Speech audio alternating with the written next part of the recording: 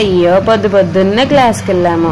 అసలే నిద్ర చాలలేదు, రూమ్ కి వెళ్ళి బజ్జుందాం అంటే మా ఫ్రెండ్స్ బీచ్ కి వెళ్దామని ప్లాన్ వేశారు. ఇంకా రూమ్ కి వెళ్ళి ఫ్రెష్ అయ్యి ఇంకా మేమైతే బస్ ఎక్కి స్టార్ట్ అయిపోయాము.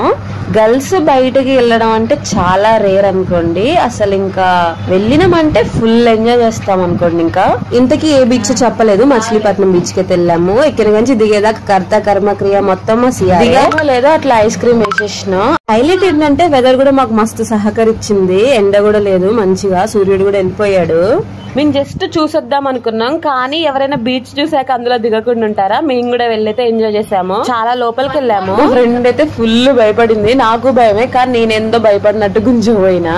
నిజానికి ఆ వాటర్ ఎట్లున్నాయి అంటే అస్సలు అబ్బో, వాటర్ ఎట్లున్నా లేకున్నా ఎంజాయ్ ముఖ్యం బిగులు.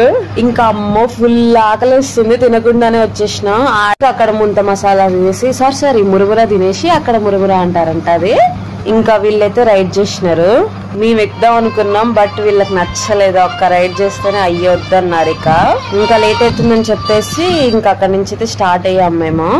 ఏమన్నా చిన్న చిన్న పనులు భలే ఎంజాయ్మెంట్ అనిపిస్తుంది ఎందుకో మరి.